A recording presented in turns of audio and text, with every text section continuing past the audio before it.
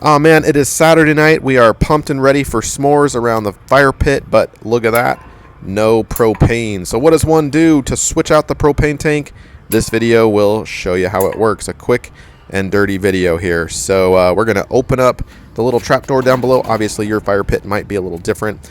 If it has been burning, make sure you do not burn yourself. See that hand, where that hand is? Ouch.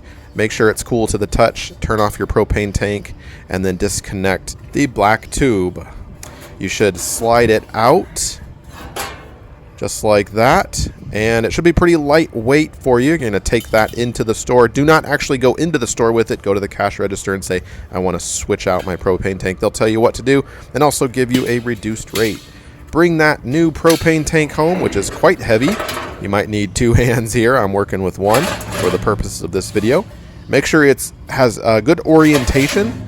You don't want that black tube that you're going to be hooking back up to be twisted or anything like that. You want it to be perfectly aligned straight with the threads onto which it will be going. You see your metal tank there, so go ahead and tighten up that plastic black knob. Get it hand tight. You don't need a pliers or a wrench or anything like that. And we should have a firm seal. Make sure you read the instructions in your fire pit, of course, on how to do this.